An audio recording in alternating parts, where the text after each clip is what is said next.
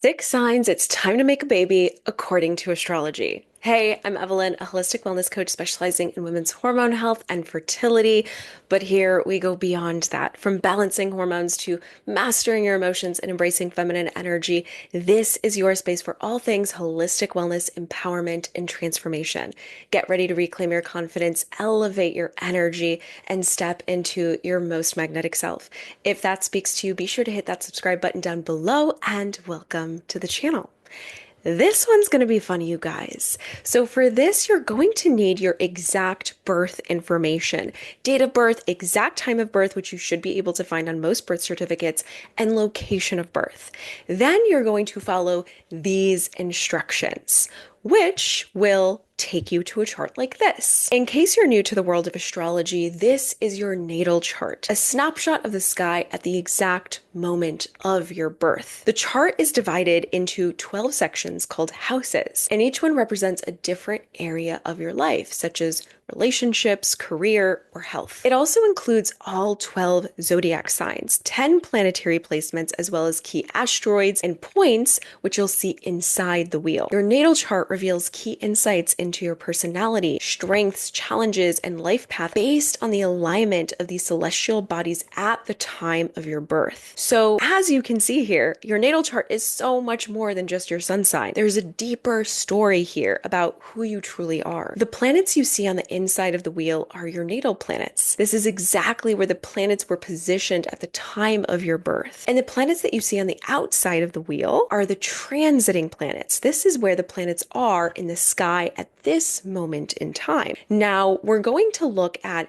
how the transiting planets and points on the outside interact with your natal planets and points on the inside, and which area of your life they're currently activating in relation to fertility. So the first sign that would indicate a good time for conception is when the transiting north node, which is a point in the sky that looks like this, is conjunct your natal moon. A conjunction in astrology happens when two planets or points like the north and south node come together in the sky, merging their energies. The north node is associated with expansion, new beginnings that guide you towards your truest calling, karmic growth, and fated events that propel you towards your fullest potential. And the moon represents motherhood, fertility, our inner emotional world, and how we care for others. When the moon and north node meet in the sky, it could signify emotional readiness for new beginnings in motherhood and a strong desire to bring new life into the world. Here's an example of what this would look like in your natal chart. You have the north node on the outside lining up with the moon on the inside. The second sign is when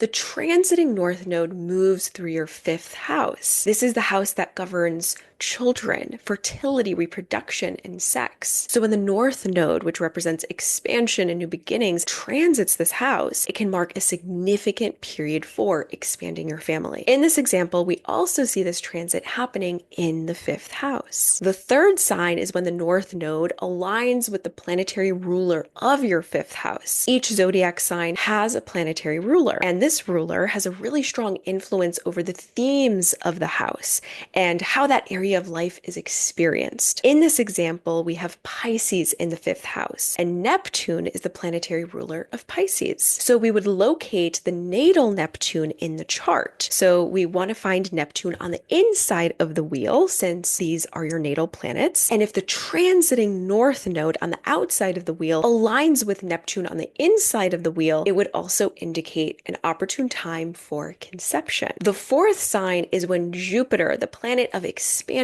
growth, and abundance, moves through your fifth house. When Jupiter transits the fifth house, it magnifies everything related to children, creativity, and fertility. Jupiter is one of the great benefics, so it brings lots of opportunities, blessings, and a sense of luck. So this transit can open the door to new possibilities in your fertility journey and bring lots of good fortune in this area of your life. The fifth sign is when Venus, the planet of love, beauty, and fertility, transits your fifth house. source of pleasure, romance, and children. Venus here amplifies your desire for connection and nurturing. It brings a very loving and receptive energy, creating an ideal atmosphere for conception. And the sixth sign is when Saturn, the planet of structure, responsibility, and long-term commitment, moves through your fifth house. While Saturn might bring a sense of delay or challenge, its energy also encourages deep commitment and emotional maturity needed for bringing new life into the world. This transit can really help you build a solid foundation for a family. It's a time when you're likely to feel ready for the long-term commitment that comes with creating and raising children. There are many more fertility signs, and the more you have across all your charts, including your natal chart, solar return, and progress chart,